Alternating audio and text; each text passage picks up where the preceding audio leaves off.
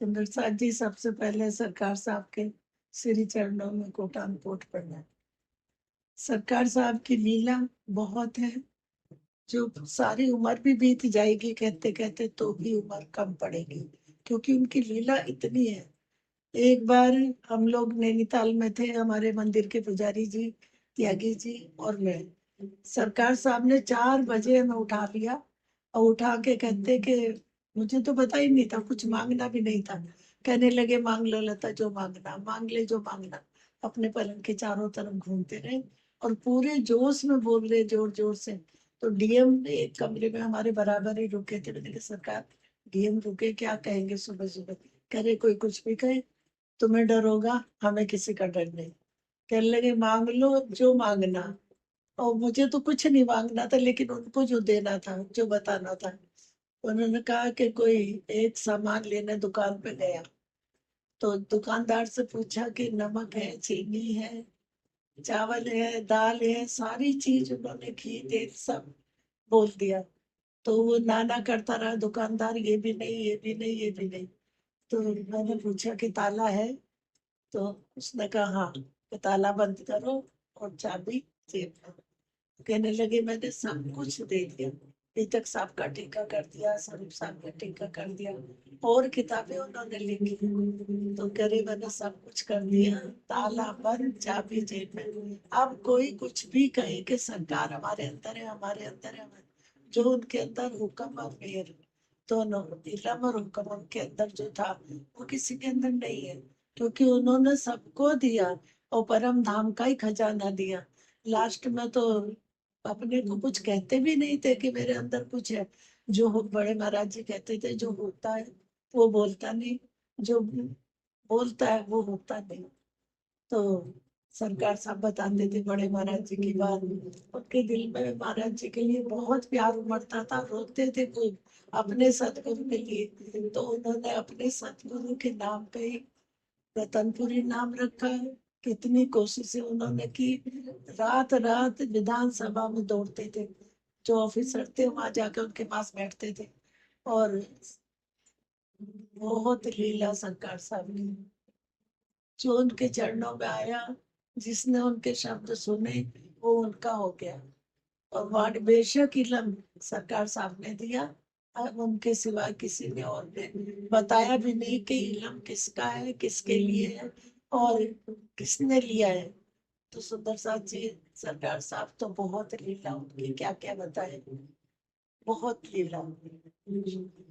शरीर छोड़ने के बाद भी उनकी बहुत लीला। अभी भी वो सुंदर साथ को ऐसे दिख जाते हैं जैसे साक्षात खड़े हैं। सुंदर साथ के दिल में, सबके दिल में सरकार साहब की छवि, उन्होंने जो हमें वाणी दी, वो सबके दिल में वाणी है। और उसी इलम से परम धाम में हम अपनी परात्म में जुड़ गए। सुंदर साथ जी, वो सुख जो ये शरीर में भी, ये सुपन चेतन है, ये भी सुख ले रहा, और हमारी परात्म में परम धाम के सारे सुख ले रहे हैं। उनके चरणों में बैठे, राज्य के चरणों में बैठ के इस इलम ने उनको भी सब सुख दिया। और इलम खोला किसने? सरकार साहब ने। ये वाणी उन्होंने खोल के दी। बोलो श्री प्राणनाथ प्यारे जय।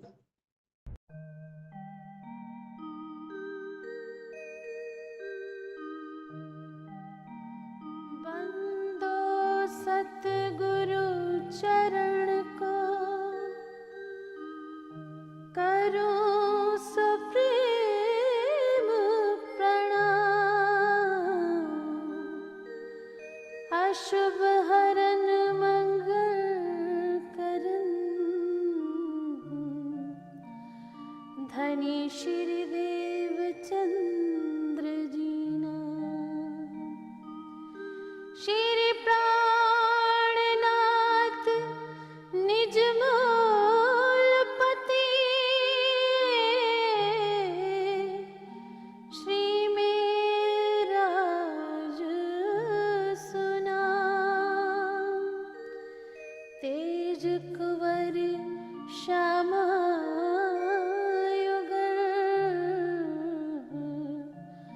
पल पल करूं प्रणाम, पल पल करूं प्रणाम। मेरी प्यारी रूह, इस प्रकार मैंने तुम्हें अपने असल घर परम धाम की पहचान करा दी है, जहां हम आनंद ही आनंद में रहते रहे हैं। इस माया के खेल में कभी कोई तृप्त नहीं हुआ। अब तो माया की झूठी चाहना छोड़ो और अपने अखंड सुखों में वापस आ जाओ। मैं तुम्हारे आने की बाट देख रहा हूं।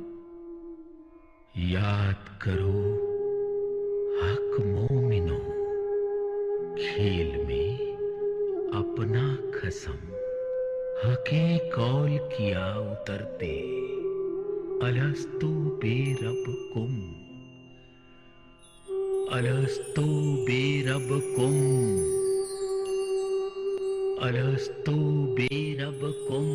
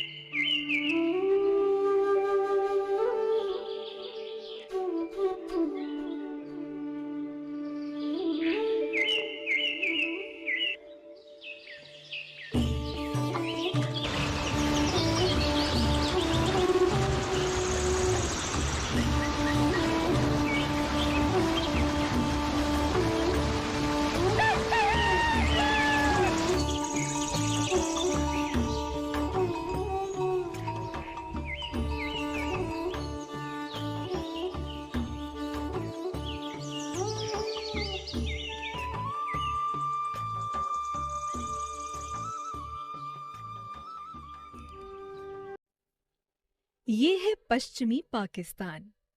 मिंट गुमरी, जिसका अब नाम बदलकर साहेवाल कर दिया गया है।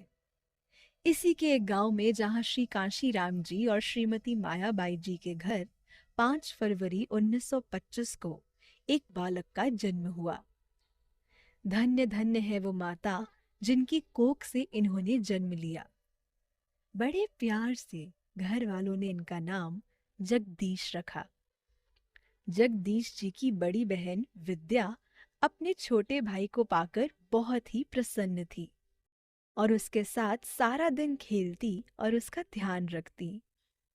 बाद में थोड़ा बड़े होने पर फिर जगदीश जी की एक छोटी बहन जनक दुलारी और छोटे भाई पूरनचंद भी उनके जीवन में आ गए। आपके माता पिताजी श्री राज श्यामा जी में बहुत आस्था रखते थे। बस उन्हीं की सेवा पूजा में मग्न रहते थे, जिस कारण उन्होंने अपने घर में ही सत्संग के लिए मंदिर की व्यवस्था कर रखी थी, जहाँ सुंदर साथ इकट्ठा होकर भजन कीर्तन का आनंद लेते अरे थे। तुमने भूल करी भारी, जो हीरा जन्म गमाया तुमने भूल करी भारी, जो हीरा जन्म गमाया।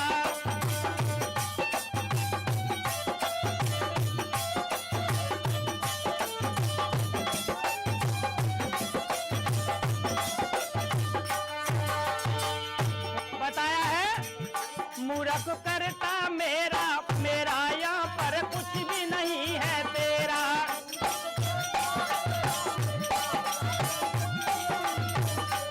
मूर्ख करता मेरा, मेरा यहाँ पर कुछ भी नहीं है तेरा।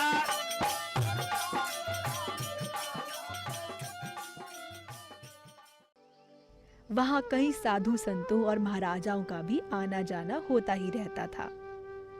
जो भी आपसे मिलता, आपके तेजस्वी रूप और प्यार भरी मीठी वार्ता से प्रभावित हुए बिना नहीं रह पाता था। आपने अपनी प्राथमिक शिक्षा तो अपने गांव से ही ली, मगर अग्रिम शिक्षा के लिए आप अपनी बड़ी बहन के पास मिंट गुमरी में आ गए। तब आपकी आयु 12-13 वर्ष की हो चुकी थी। आपकी बड़ी बहन विद्या नियमित रूप से सेवा पूजा करने वाली सुंदर साथ थी। वह आपको भी सदा यही संस्कार देती थी।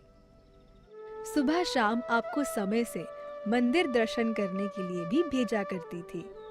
मगर मंदिर में सुंदर साथ के मतभेदों और व्यवहार देखकर आपका मन वहां नहीं लगता था। तब आपने 18 वर्ष की आयु में राष्ट्रीय स्वयंसेवक संघ से संबंध जोड़ लिया और संघ के कड़े अनुशासन और संस्कारों को अपने जीवन में उतारना शुरू कर दिया। नियमित मंदिर ना जाने पर आपकी बड़ी बहन से आपकी खटपट होनी शुरू हो गई और वह इतनी ज्यादा बढ़ गई कि आपने अपने माता पिता को बताए बिना ही रहने के लिए एक अलग कमरा किराए पे ले लिया और वहीं पढ़ाई भी करने लगे। सन 1944 में आपने अपनी मैट्रिक की शिक्षा भी पूर्ण कर ली।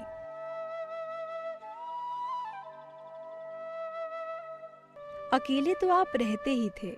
मैट्रिक पास करने के बाद आपने संघ के आईटीसी के शिविर में भी भाग लिया, जिसने आपके व्यक्तित्व का बहुत विकास किया। इस शिविर में आपने घुड़सवारी, तैराकी, दंड और तलवार चलाने का प्रशिक्षण भी लिया।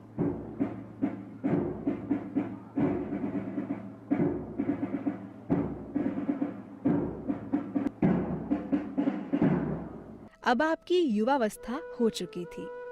आप पूरे बांके ठाड़े नौजवान लगते थे, जिस कारण आपकी माताजी ने आपकी शादी करने की बात आपके पिताजी से की। तब आपकी सगाई कुमारी कृष्ण सपुत्री श्री आत्माराम जी के साथ निश्चित कर दी। 1946 में आपने उस समय की सर्वोच्च इंटरमीडिएट की परीक्षा भी बहुत अच्छे नंबरों से पास कर ली थी। कुछ समय गुजरने के बाद आपके साथ एक हादसा हो गया। घुड़सवारी करते समय आपकी टांग में लोहे की रकाब की रगड़ लगने की वजह से जख्म हो गया। आपने इतना ध्यान नहीं दिया। लापरवाही की वजह घाव इतना बढ़ गया कि टांग जाने का खतरा बन गया। मगर श्री राज्य की अपार मेहर से एक अनुभवी वैद्य ने फरिश्ते की भांति आपके पास आकर आपकी टांग को बचाकर सारी बीमारी ठीक कर दी। वैद्य जो राम के भक्त थे, उन्होंने आपके लंबे चौड़े शरीर को देखकर आपसे रामलीला में अभिनय करने का वचन ले लिया। आपने दशरथ और सुग्रीव का अभिनय इस प्रकार से किया कि दर्शक मंत्रमुग्ध होकर देखते रहे। इसके बाद आपने हनुमान चालीसा का पाठ करना नियमित रूप से शुरू कर दिया, क्योंकि जितने भी प्रणामी धर्म के प्रचारक थे, उनके पास आपके प्रश्नों का कोई उत्तर ही नहीं मिलता था। 15 अगस्त 1947 जब देश का विभाजन हुआ, देश दो हिस्सों में बंट गया, एक पाकिस्तान और एक हिंदुस्तान। विभाजन से पहले ही शेरपुर के महाराज श्री राम रतन दास जी ने सुंदर साथ को कह दिया था कि हालात ठीक नहीं हैं। जब तक कोई व्यवस्था ना हो जाए, आप सब सुंदर साथ शेरपुर आश्रम में आ जाओ और यहीं रहकर भजन कीर्तन और सेवा में अपने मन को लगा लो। आपकी आयु तब 22 वर्ष की हो चुकी थी। आप पूरे ठाड़े बांके नौजवान नजर आते थे। दुर्भाग्य से आपका इलाका पाकिस्तान में आ गया था, जिस कारण आपको सब घर बार वहीं छोड़कर अपने परिवारजनों के साथ वहां से हिंदुस्तान के लिए निकलना पड़ा। रास्ते में जो दृश्य आपने देखे वह बहुत ही भयानक और ना देखने योग्य थे। यह 200 किलोमीटर की पूरी 5 दिन की यात्रा आपको ऐसे लग रही थी जैसे ना खत्म होने वाली नर्क की अग्नि हो। आखिरकार आप परिवारजनों के साथ बहुत कष्ट उठाते हुए सकुशल हिंदुस्तान की सरहद पहुंच ही गए। सबसे पहला काम था जीवन की गाड़ी को फिर से एक नए सिरे से पटरी पर चलाना, जिसके लिए सबसे पहले आप काशीपुर, फिर मेरठ, इलाहाबाद, मुरादाबाद और अंत में गुड़गांव में आकर अपने कारोबार को यहीं व्यवस्थित कर दिया और यहीं पर आपने अपना निवास स्थान भी बना लिया। गुड़गांव में स्थायी रूप से बस जाने के बाद आपके माता पिताजी ने 25 दिसंबर सन 1948 को लगभग 23 वर्ष की आयु में आपका विवाह कुमारी कृष्ण के साथ संपन्न करवा दिया। अभी आप पिताजी की कमाई पर ही निर्वाह किया करते थे। गृहस्थी की गाड़ी चलाने के लिए आपने डाक तार विभाग में सरकारी नौकरी करनी शुरू कर दी और आपका साथ निभाते हुए आपकी पत्नी श्रीमती कृष्णा जी ने भी एक विद्यालय में अध्यापिका की नौकरी शुरू कर दी। अप्रैल 1949 में आपको इलाहाबाद में आरएमएस में नौकरी मिल गई। प्रणामी संप्रदाय के व्यवहार से आपका मन बहुत खिन्न होने की वजह से सनातन धर्म के लोगों से आपका बहुत मेल जोल बढ़ने लग गया। आपको झुकाव रामायण और हनुमान चालीसा में अधिक हो गया। वहां पर आपको सचिव का पद देकर कार्यक्रमों की देखरेख करने की जिम्मेदारी सौंप दी। 25 वर्ष की युवावस्था में 25 दिसंबर 1950 के ही दिन आपने ये निश्चय कर लिया कि ईश्वर प्राप्ति करके ही दम लेना है। ईश्वर प्राप्ति की राह पर यह आपका पहला अनुभव था, श्री हनुमान जी के दर्शन। कुछ सुध नहीं कि कौन परमात्मा है, गम कहाँ तक की है, बस दर्शन करने हैं। निर्मल भाव की लगन थी, धुन के पक्के होना तो आपका पुराना स्वभाव था। जो सोच लिया वह करके ही दम लेंगे। जीवन पर्यंत जो ठान लिया उसे पूरा करके ही दिखाया है। आसन लगाने से पूर्व महीनों आपने घर पर उसका अभ्यास एक टांग पर खड़े होने का किया। फिर वो दिन भी गया। आप 4 केले के पेड़, 5 घड़े, लाल कपड़ा और 2.5 किलो धूप लेकर तपस्या के लिए जमुना के किनारे पर पहुंच गए। 4 केले के पेड़ों को चारों कोनों पर लगा दिया, ऊपर लाल कपड़ा तान लिया, सामने 5 घड़े सजा लिए तथा 2.5 किलो धूप को जलाकर वातावरण सुगंधित कर लिया और शाम 4 बजे एक टांग पर खड़े होकर तपस्या शुरू कर दी। सर्दी की ठिठुरती संध्या की आपको ठंडी हवाओं की कोई चिंता नहीं। वैसे भी तन तो मन के भाव के आधार पर सदैव महसूस करता है। आपने मुख से हनुमान चालीसा का उच्चारण शुरू कर दिया। लगभग 36 घंटे के तप के बाद दूसरे दिन आधी रात को 2:30-3 बजे के बीच आपकी तंद्रा भंग हुई। सामने हाथ में गदा लिए चमकता बदन सुडौल अति सुंदर स्वरूप में भगवान श्री हनुमान जी ने आपको आवाज लगाई।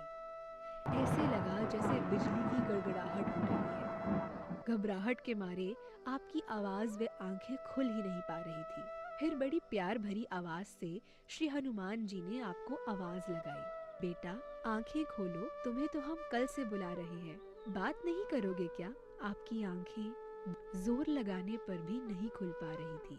फिर आवाज आई, हम आए हैं वत्स, तुम घबराओ नहीं। फिर आपने धीरे धीरे आंखें खोली तो मंत्र मुग्ध रह गए। बाएं हाथ में गदा लिए हुए, बाजूबंद पहने, तन पर एक किनारे वाली लंगोटी धारण किए, दाएं हाथ से आशीर्वाद की मुद्रा में खड़े होकर श्री हनुमान जी ने आपसे बोला, बेटा क्या चाहते हो मांगो। आपने बहुत डर से धीरे से सिर हिलाकर ना का उत्तर दिया। दोबारा फिर श्री हनुमान जी बोले, बेटा कुछ मांगना है तो मांग लो। कुछ साहस करके आपने जवाब दिया, कुछ नहीं चाहिए प्रभु। फिर तीसरी बार उन्होंने कहा, अब आखिरी बार बोल रहे हैं, जो चाहिए मांग लो। फिर बस यही आवाज आपके मुख से निकली कि भगवान कभी भी आप अपने से जुदा नहीं करना। तथास्तु कहकर वह अवतरित स्वरूप एकदम आकाश की ओर ऊपर चढ़ गया और आप बस देखते ही रह गए। अपने आसन की भी सुध नहीं रही। एकदम अकड़े हुए पांव को धीरे से हिलाकर नीचे टिकाकर फिर बैठ गए और उसी स्वरूप को मन में व चित्त में उतारने लग गए, जो एक जीवन का संस्मरण बनकर रह गया। कुछ समय पश्चात उजाला होने लगा। धीरे धीरे किसी भांति आप घर आए। कुछ समझ नहीं आ रहा था कि कैसे आपकी उस प्रबल इच्छा ने संतुष्टि पाई। शारीरिक तनाव से लगभग 10 दिन तक ज्वर ने आपको घेरे रखा।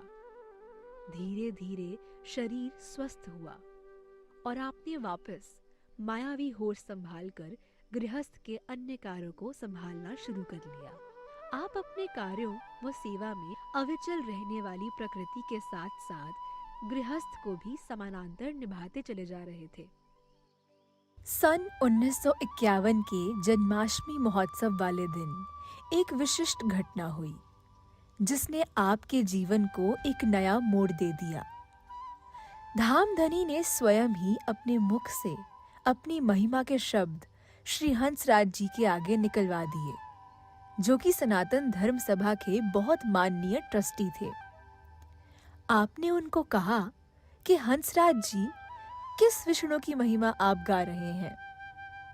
जहां हमारा परम धाम है ना, वहां तो आपके विष्णु भगवान जा भी नहीं सकते। भाई श्री हंसराज जी ये सुनकर बहुत क्रोधित हो गए और तुरंत ही सनातन धर्म सभा की मीटिंग बुलाकर आपसे इसका जवाब मांगा।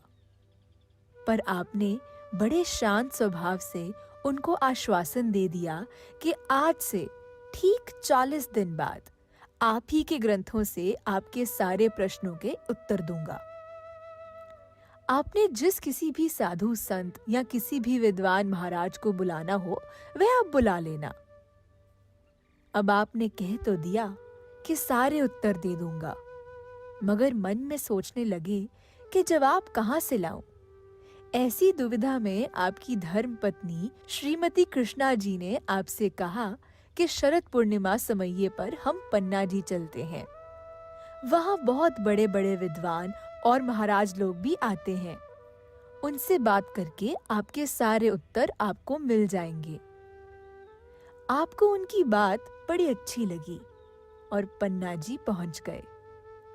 वहां आपकी भेंट पंडित श्री कृष्णदत्त जी से शास्त्री जी से हो गई। उन्होंने बड़े ही प्यार से श्रीमद् भागवत और श्री बीतक साहब के आधार पर आपके सारे संशयों का निवारण कर दिया और श्री निजानंद चरणामृत नामक उनकी पुस्तक आपको पढ़ने के लिए भी दी। जैसे जैसे आप पुस्तक पढ़ते गए, आप में और दृढ़ता आती गई। पूरी तरह तैयार होकर फिर आप 40 दिन बाद सनातन धर्म सभा की मीटिंग में गए और सारे विद्वानों से श्रीमद् भागवत के हिसाब से एक ही प्रश्न पूछा कि जब महाप्रलय में 14 लोक, 5 तत्व और 3 गुण का नाश हो जाता है तो बैकुंठवासी श्री विष्णु भगवान जी तब कहाँ रहते हैं? सनातन धर्म के विद्वानों का सर नीचा हो गया। कोई भी उत्तर शास्त्रों के हिसाब से सभी विद्वान नहीं दे पाए और इस तरह आप उस सभा से जीत कर लौटे। यहाँ ये साबित होता है कि अपनी बात के लिए धामधनी स्वयं ही हमारे सिर एक टांग पर खड़े होकर अपनी अंगना की लाज खुद ही रखते हैं। अब केवल पार ब्रह्म को सर्वोच्च बता देना ही काफी नहीं था। उनका धाम, लीला, स्वरूप क्या है और उनको मैं कैसे पा सकता हूँ, ये सब जानने की जिज्ञासा आप में जोर करने लगी। आपकी इस बारे में श्री मेहरचंद गिरधर जी से बात हुई तो उन्होंने आपको करनाल जाने को कहा। आपकी जिज्ञासा वहां के गादीपति भी शांत नहीं कर पाए। फिर धनी ने स्वयं ही मेहरचंद के माध्यम से आपको शेरपुर जाने का रास्ता दिखाया। अपनी तड़पती हुई रूह को भला धामधनी कैसे न अपने चरणों में बुलाते। 1952 में शेरपुर के मेले पर आप अपनी 1 वर्ष की बच्ची वीना, धर्मपत्नी श्री कृष्णा जी और रास्ते के लिए सामान लेकर बड़ी उमंग से दिल्ली से शहादरा होते हुए ननौता स्टेशन पर पहुंच गए। खोजना शुरू किया कि अक्षरातीत आखिर है कौन जिसको एक परमात्मा कहते हैं। करनाल गए, वहां गादीपति थे और गादीपति ही थे। मेरे एक भी प्रश्न का उत्तर महाराज मुरलीदास जी नहीं दे सके, मैं वापस आ गया। फिर कुछ साथियों के सहयोग से पता चला कि एक बहुत बड़े महाराज शेरपुर में रहते हैं, ननौते से 14 किलोमीटर दूर। जैसे तैसे जिस आदमी ने कभी सामान ना उठाया था, मेलों पर जाने के प्रणामियों के उस समय रहता थी कि नया नया कपड़े सनाने, नया बिस्तर लेना, कुछ खाने पीने की पिनिया पकवान भी लेके जाना। पत्नी मेरे साथ थी, मेरा दम निकल गया कि 14 किलोमीटर, बाप रे बाप। मैं कि कुली तू हुनी बहुत खोजा ढूंढा। वह पत्नी ऐसी दृढ़ निश्चय वाली थी। मैं क्या अब ऐसे करें, गाड़ी आएगी, रात को वापस चले जाएं और फिर अगले साल आ जाएं। कहती फिर आप जाओ, मैं तो मर जाऊंगी, मैं शेरपुर जाऊंगी। खैर सुंदर शाह जी लगभग 1.25 मन 1.5 मन भार सिर पे रखा।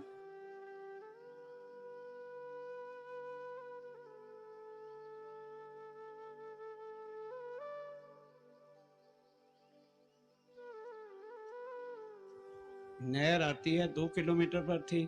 दम टूटने लगा। मैं कहा राजी महाराज क्या करूं। आगे पीछे फिर कोई सवारी बैलगाड़ी जाती थी, उस दिन एक भी बैलगाड़ी नहीं आई। कठिनाई में और कठिनाई आती। खैर थोड़ा नाश्ता किया, चल पड़े। चमनलाल, मेरचंद, विमला बहन जी मेरे साथ थे। वो तो ये कूद वो कूद चले गए, सबसे पीछे मैं रह गया। बच्चे भी थे, क्या करते करते करते 14 किलोमीटर मई की जलती हुई लू में महाराज जी के चरणों में मैं 1 बजे पहुंचा। पसीना इतना था, उधर लू चल रही थी मानो जैसे गीला गीला प्लास्टर सीमेंट का किया हो, ये शक्ल थी।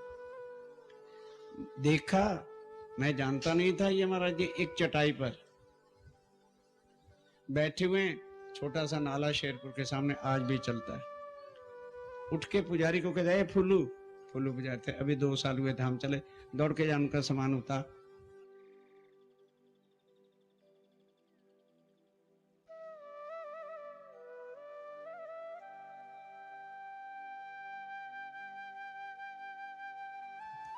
उसने सामान उतारा, कुछ गर्दन को सांस आया, इतने में महाराज जी खुद आ गए।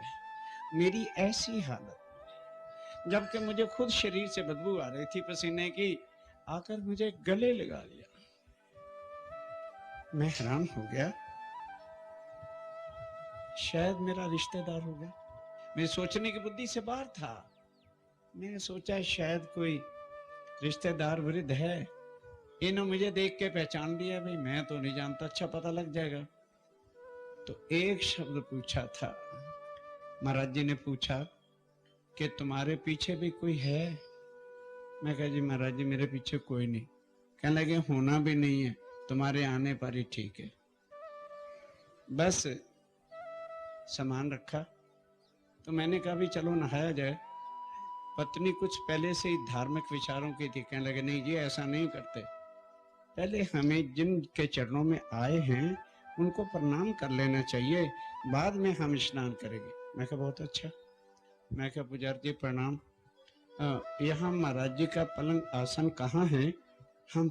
बस उन्होंने कहा कि भाई यहाँ पलंग वाले महाराज नहीं, जिन्होंने तुम्हें गले लगाया है वही महाराज। ये शब्द सुनकर जैसे कोई आदमी गश खा के बैठ जाता है, मेरी ये दुर्दशा होगी। मैंने सिर को पकड़ा, दिमाग चकराने लगा कि अरे ये महाराज कहते हैं नहीं, ये महाराज नहीं है, मुझे जिसकी तलाश है ये वही है। दूसरे दिन ही महाराज जी ने बिठा के कान में कन्ना मन्ना कुर या चद्दर नहीं डाली। हम 4 आदमियों ने मिलके, पत्नी मेरे साथ ही, तारतम लिया। जब वो तारतम देने लगे तो ये कहा कि भाई आज तूने गुरु नहीं धारण करना, या तुमको मैंने चेला नहीं बनाना। ये उनके शब्द आज भी मेरे कान में गूंजते रहते। तुम्हारी आत्मा जो यहाँ आके भटक गई थी, उसका आज संबंध राज्य महाराज के साथ जो पहले से था और सदा रहेगा, वो दोबारा कराना है। हाथ जोड़ के बैठ गए। एक एक शब्द जैसे अब सुन रहे हो, ये उन्हीं की कृपा, उन्हीं का रूप है। 6 महीने के बाद मैं महाराज जी के चरणों में पहुंचा, हाथ जोड़ के विनती की, सेवादारों कान खोल के सुनो। मैं कहा महाराज जी ननौता स्टेशन से यहां तक पहुंचना बड़ा कठिन है, और इसी कारण से जो सुंदर साहब तड़प रहे आपके दर्शनों के लिए, वो आ नहीं पाते। तो मैं ये सेवा करना चाहता हूं। मैंने अपनी तरफ से कह दिया कि रास्ते को साफ करके बसों का या ट्रकों के साधनों से सुंदर साथ को यहाँ लाए। कहने लगे भाई सेवादार कहलाने वाले हजारों आते हैं, बिल्ले लगाने वाले हजारों आते हैं, पर सेवा कोई करता नहीं। मैं कहा महाराज जी मैं सेवा करना नहीं चाहता, मैं आपके चरणों से मांगने आया हूं। कहने लगे अच्छा सेवा करो, राज्य के हुक्म से करो, पर अपने शरीर की जात पात विशेषता और इसका तरस न खाना। शीश चरणों पर रख दिया, उनके उन वचनों को निभाया। शेरपुर में कमरे बनते चले गए। मैंने अपने बच्चों को कभी कमरों में रखा नहीं, बस फिर जितना जीवन चरणों में मिला।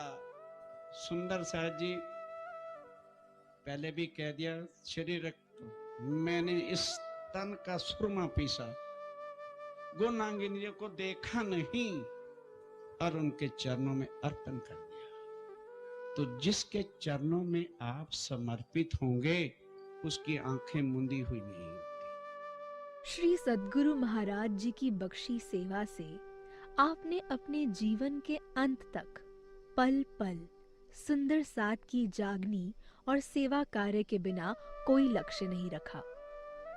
सद्गुरु श्री राम रतन दास जी ने आपकी आत्मा का अंकुर जागृत कर और सुंदर साथ की सेवा बख्शीश करने की मेहर जो आप पर करी, बस इसी मेहर से आपने फिर कभी भी सेवा में अपने सद्गुरु की पीठ नहीं लगने दी।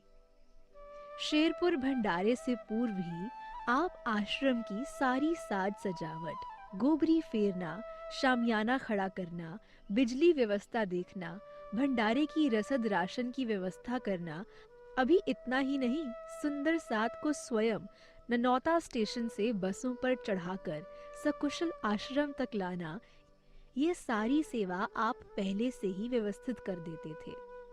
भंडारे में आपको कोई खाने पीने की सुध नहीं होती थी। सेवा सेवा बस सेवा ही आपके तन मन में बसी रहती थी कि किसी भी प्रकार का कष्ट सुंदर साथ को ना हो। इन सब सेवाओं के बाद भी मंच की सारी व्यवस्था और संचालन भी आप ही के हाथ में होता था। आपकी ऐसी निस्वार्थ और आत्मिक भावों से भरी कड़ी से कड़ी सेवा को करते देख महाराज श्री राम रतन दास जी कई बार सुंदर साथ को कहा करते थे कि जगदीश तो मेरा लोहे का घोड़ा है। सब सुंदर साथ भी आपकी सेवा से बहुत प्रभावित हुआ करते थे। महाराज श्री राम रतन दास जी आपके इतने निर्मल भाव देखकर रीझते जाते और आप पर मेहर भरे खजाने लुटाते रहते। सच है, जिसने अपने सद्गुरु को रिझा लिया तो बाकी उसके जीवन में कुछ नहीं रहा। श्री महाराज जी मेहर करते रहते और आप पर बरसती मेहर से आप में सेवा करने के नए नए तरीके, नई नई युक्तियां मन में पैदा होने लगती कि कैसे शुद्ध हृदय से मैं सुंदर साथ की सेवा करूं ताकि उनको कोई कष्ट न उठाना पड़े। सन 1955 में दिल्ली पुल बंगश में पाकिस्तान से विस्थापित होकर आए सुंदर साथ के 20-25 परिवारों को वहां पर घर अलॉट हुए थे। आपने श्री मेहरचंद जी से कहा कि मेहरचंद पाकिस्तान से आकर सब सुंदर साथ माया के कामों में उलझकर हताश हो रहे हैं, क्यों ना यहाँ एक मकान लेकर उसमें श्री कुलजम स्वरूप साहिब की पधरावनी करके उसको मंदिर का रूप देकर सुंदर साथ के साथ मिलकर सत्संग शुरू किया जाए, ताकि माया के दुखों से सबको कुछ तो राहत मिले, कुछ तो धनी के चरणों में बैठकर अपनी आत्म का सुख पा सके। सब परिवार वालों की सहमति से आपने मंदिर बनवाकर खड़ा कर दिया। फिर महाराज श्री राम रतन दास जी को बुलवाकर आपने उन्हीं के कर कमलों द्वारा श्री कुलजम स्वरूप साहिब की पधरावनी करवाकर बड़ा ही लुभावना श्री युगल जोड़ी का सिंगार किया। फिर पंजे वाले का झंडा फहराकर कार्यक्रम शुरू करवाया। अब दिन प्रतिदिन वाणी, चर्चा, अखंड पाठ और नियमित रूप से हर हफ्ते कीर्तन होना शुरू हो गया। सन 1956 में श्री पन्ना जी में शरद पूर्णिमा पर इससे पहले जो भी सुंदर साथ आया करते थे, वो सब अपने खाने पीने की व्यवस्था का सारा सामान खुद ही लेकर आया करते थे। तब कोई सामूहिक लंगर की व्यवस्था नहीं चला करती थी। ऐसा देखकर आपका मन बहुत भावुक हो गया। आपका दिल तो वैसे भी सुंदर साथ की सेवा के लिए ही तत्पर रहता था। इसीलिए आपने झट से श्री महाराज जी के आगे अपनी ये इच्छा जाहिर कर दी। पास तो कुछ था नहीं, तो सेवा कैसे हो, ये सोचकर आपने श्री गुम्मट जी के पिछले द्वार पर जाकर अपना सिर रखकर रो रो कर यही अर्ज विनती करी कि हे धामधनी, ऐसी सेवा करना हमारे बस की बात नहीं है, पर यदि आप हुक्म करें तो सब कुछ संभव हो सकता है। रोते गए, विनती करते गए। एक पल आपको ऐसा महसूस हुआ कि एक शख्स साधु के रूप में आकर आपको कहता है कि जगदीश, क्यों रो रहे हो? सुबह तक सब ठीक हो जाएगा, अभी तो बहुत से काम करने बाकी हैं। बस अगले दिन सुबह जो धामी सुंदर साथ आपके साथ नहीं थे, उन्होंने भी आपको सेवा में तन मन धन से सहयोग देने का आश्वासन दे दिया कि आप लंगर की सेवा चालू करो, हम तुम्हारे साथ हैं।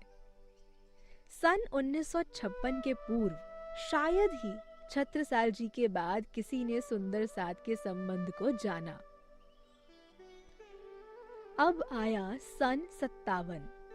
सद्गुरु श्री रामरतन दास जी के मन की एक इच्छा थी जो उन्होंने आपके आगे रखी कि जगदीश, क्यों ना पुलबंगश मंदिर में एक आयोजन पाठों का रखें। जैसे जैसे ब्रज की लीला में सारी सखियां घरों के काम काज निपटाकर अपने पिया के पास जमुना तट पर भागती थी, इसी प्रकार यहाँ भी सुंदर साथ ऐसे ही घरों के काम काज निपटाकर अपने धामधनी की वाणी पढ़ने आया करें।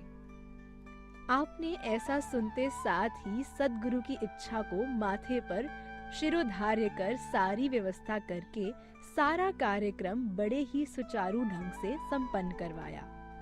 इन सब सेवा कार्यों में श्री मेहरचंद जी भी सदा आपके साथ ही रहा करते थे। सन 1957 में पुलबंगश मंदिर में प्रथम बार पूरे प्रणामी समाज में श्री श्री 108 अखंड पारायण महायज्ञ का कार्यक्रम रोशन आरा बाग में बड़े ही अनुशासन तथा शांति पूर्वक निर्विघ्न ढंग से संपन्न हुआ। सन 1960 में महाराज श्री रामरतन दास जी के पुत्र सोमदत्त की ज्येष्ठ पुत्री का शुभ विवाह भंडारे के 2 दिन बाद होने का निश्चित हो गया। बहुत ही आनंद मंगल से आपने शादी ब्याह की व्यवस्था की सेवा शुरू कर दी।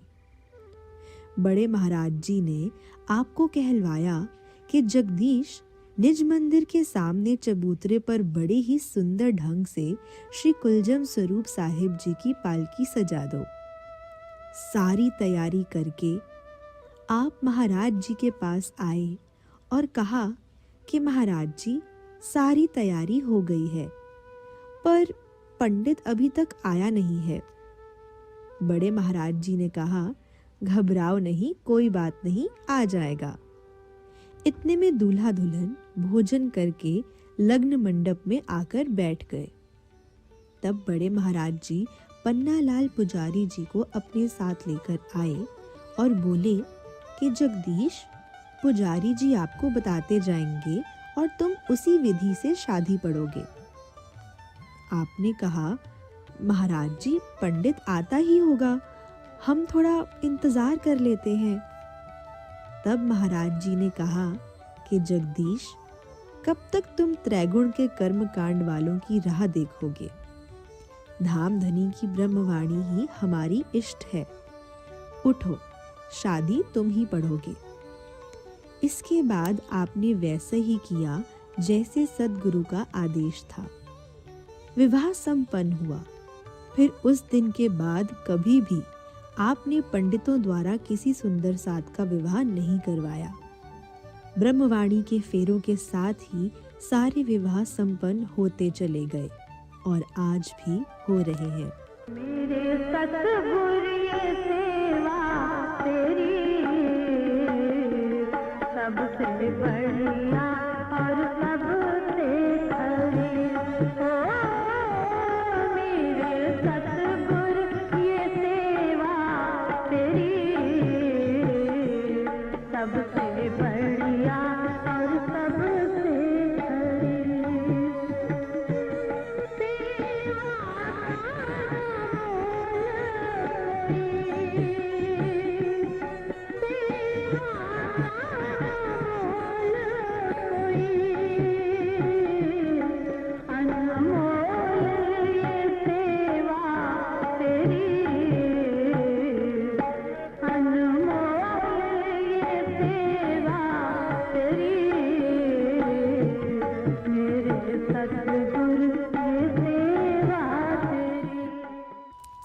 फिर सन 1962 में 10 सितंबर से 20 सितंबर तक आपकी जिंदगी का एक सुनहरा मौका मिला।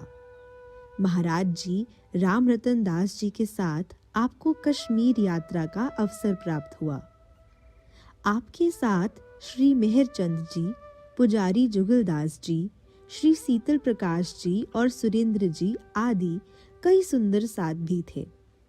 जिस दिन महाराज जी चार चिनार गए, वहां कई साथी प्राकृतिक दृश्य का आनंद लेने इधर उधर निकल गए, पर महाराज जी एक जगह पर बैठकर मंजन करने लगे और बोले, जगदीश, क्या तुम मुझे पहचानते हो? तो आपने बड़ी सहजता से यही उत्तर दिया कि आप ही तो मेरे सद्गुरु महाराज हो। तब महाराज जी ने स्वयं अपने अंदर विराजमान श्री राज जी की शक्ति का अनुभव करवाया और कहा कि ये मेरा बल नहीं है, खुद श्री प्राणनाथ जी ही अपना जागनी का कार्य कर रहे हैं। फिर महाराज जी ने क्षर, अक्षर, अक्षरातीत तक के सारे भेदों को समझाना शुरू कर दिया। सब बड़े ही चित्त देकर ये चर्चा सुनते रहे। फिर एक दिन महाराज जी ने विजय बूटी मंगवाकर इसकी पत्तियों को खुद अपने हाथों से रगड़कर गोला बनाते हुए उसमें बूरा मिलाया।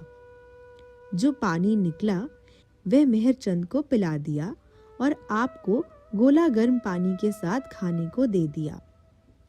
आपने उसी समय खा भी लिया। 15-20 मिनट बाद आप अपने शरीर से अनभिज्ञ होने लगे।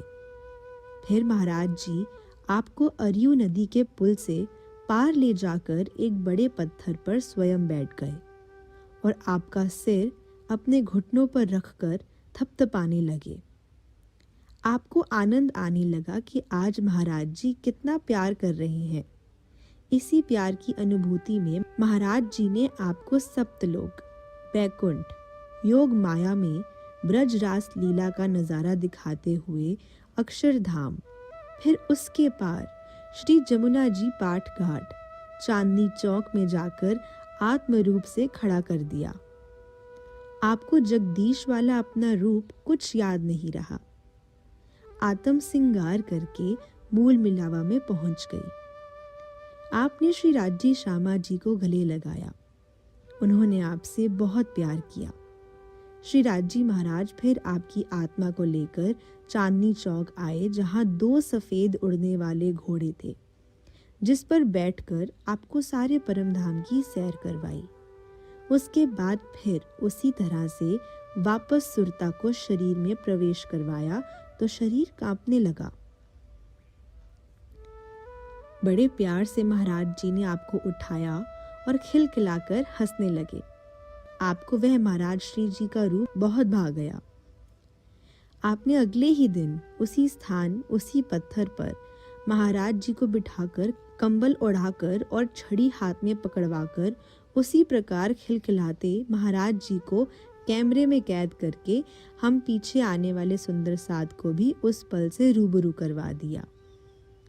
कश्मीर यात्रा से दिल्ली आने के बाद महाराज जी ने आपसे दिल्ली मंदिर में श्री बीतक साहब की चर्चा प्रारंभ करवाई और खुद श्री बीतक साहिब की चौपाई का झीलना किया।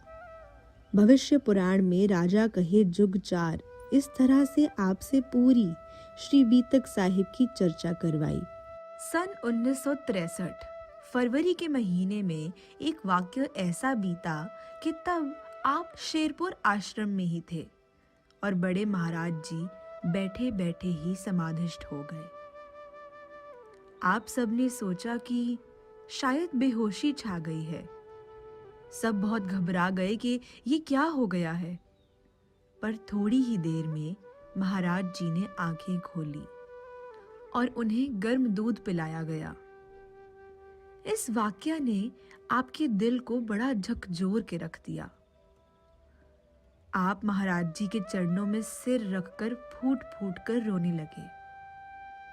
फिर महाराज जी ने बड़े ही प्यार से आपको सहलाकर समझाया कि जगदीश, घबराने की क्या बात है, ये तो धामधनी का वस्त्र है, फट जाएगा तो दूसरा पहनकर काम करेंगे।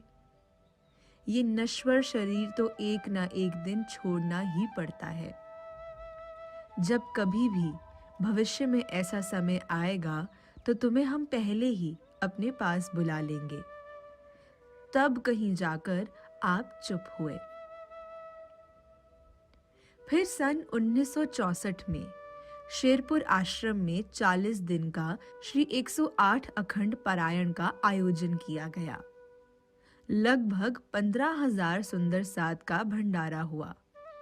तब आपने महाराज जी से पूछा, अंतिम भंडारे में मैंने 15,000 पत्तल गिन करके वहां के आने वालों को भोजन कराया और बाद में मैं महाराज जी के चरणों में चला गया। वाणी उस समय पता नहीं था। मैं कहा महाराज जी फिर आज परमधाम ले चलो। आपने कहा था 12,000 सुंदर चाहते हैं, मैंने तो 15,000 को आज भोजन करा दिया। तो फिर लाओ सुखपाल या जैसे चलना चलो परमधाम चलें। हंस पड़े, क्या लगे भाई, हाँ, किसको खिला दिया? मोमिन है। 80% जीव सृष्टि है, 18% ईश्वरी है, 2% ब्रह्म सृष्टि है। महाराज जी फिर क्या होगा? क्या लगे, सुन, शेरपुर की लीला के बाद छटनी होगी। महाराज जी छटनी किसको कहते हैं? कहते जैसे एक मरजिया समुद्र में डुबकियां लगाता है, लेना तो मोती होता है ना, पर तय में मोती मोती तो होते नहीं, घुघू भी होते हैं, रोड़े रोड़े भी पत्थरों के, कंकर भी होते हैं, और उनमें कहीं एक सिप्पी होती है और हर सिप्पी के अंदर भी मोती नहीं होते। तो भाई ये 15,000 तो मैंने डुबकियां लगा लगा के रोड़े, पत्थर, घुघू, सिप्पियां निकाली है। अब बैठ के संभालूंगा कि मुझे प्रॉफिट क्या हुआ है। घुग्गी रोड़े पत्थर कर दूंगा एक तरफ, फिर सिप्पियों को कर लूंगा एक तरफ, फिर बैठ बैठ के तोड़ूंगा, मोतियों को रख लूंगा। फिर भंडारे के बाद हकीकत नगर मंदिर में आपका श्री बीतक साहिब चर्चा का आयोजन शुरू हुआ। अभी कुछ दिन ही बीते थे तो बड़े महाराज जी ने आपको शेरपुर आश्रम बुला भेजा। आप धर्म संकट में पड़ गए कि अभी तो बीतक पूरी नहीं हुई तो कैसे जाऊं। उधर महाराज जी राम रतन दास जी ने श्री मुल्क राज अरोड़ा को बुलाकर अपना भविष्य तथा निजानंद प्रचार प्रसार का संपूर्ण कार्यक्रम बता दिया कि मेरे तन छोड़ने के बाद जगदीश से शेष जागनी का कार्य होना है, आप जल्दी से उसे बुलाकर ले आओ।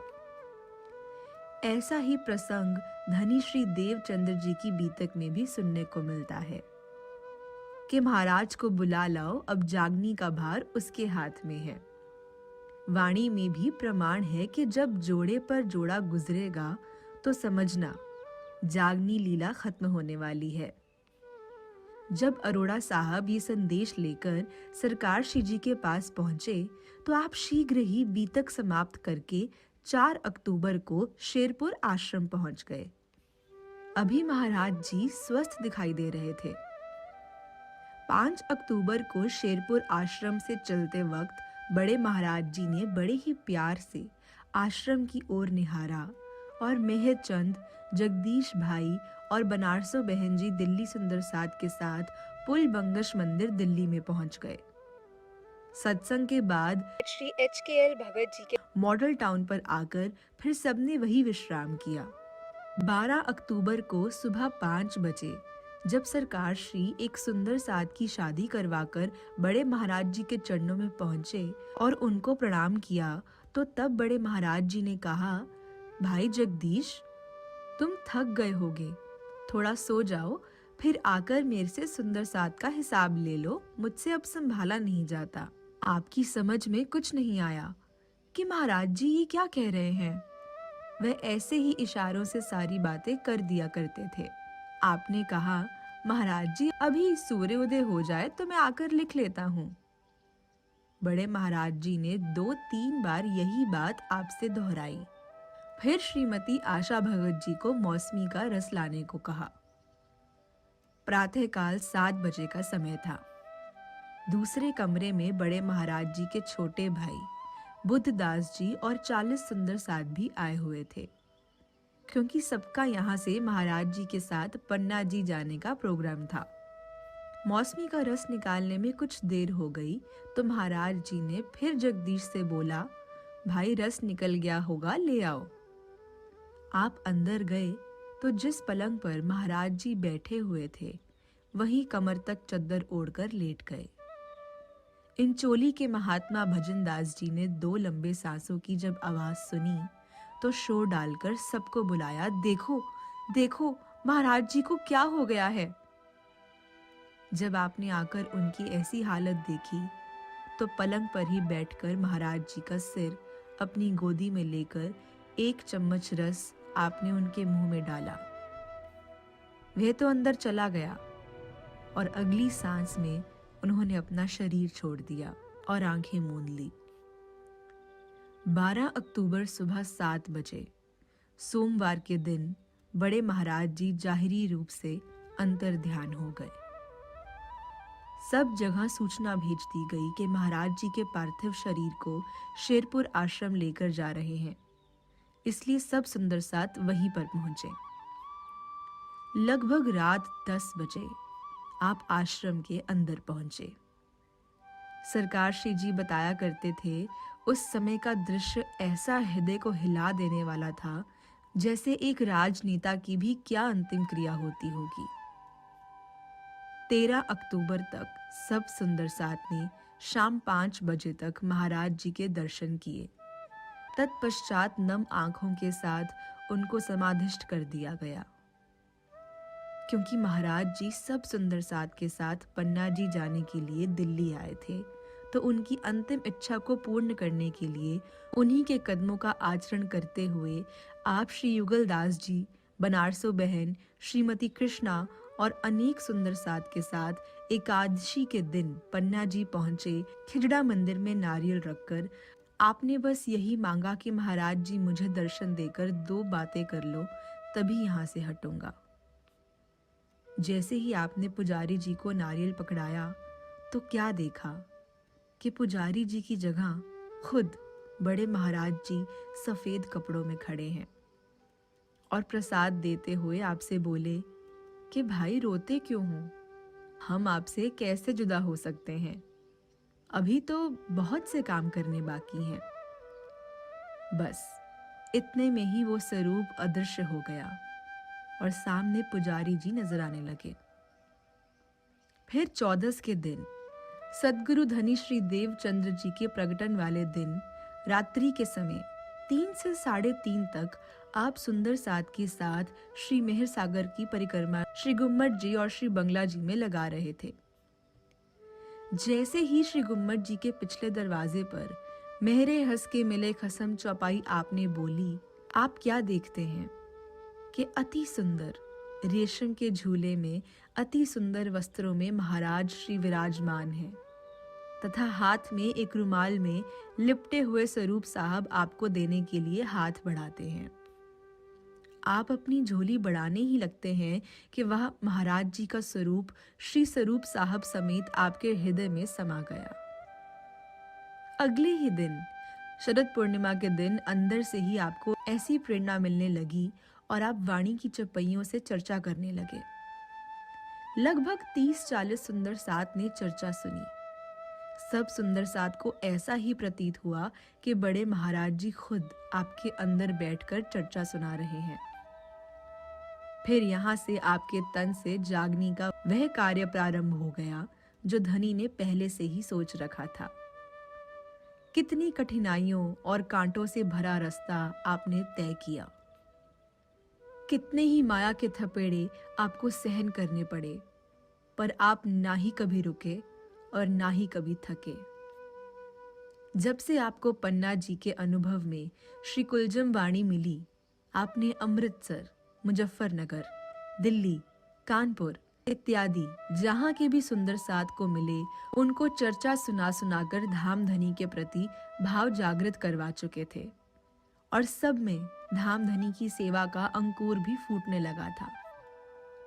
आपने अपने जीवन का सिर्फ एक ही लक्ष्य बना रखा था कि यदि आपका कोई भी कदम जागने की राह में स्वार्थ भरा होगा तो श्री राजजी महाराज आपको कभी सफल नहीं करेंगे, और यदि वह निस्वार्थ होता तो धाम धनी एक टांग से सिर पर खड़े होकर आपका वह कार्य सफल कराएंगे।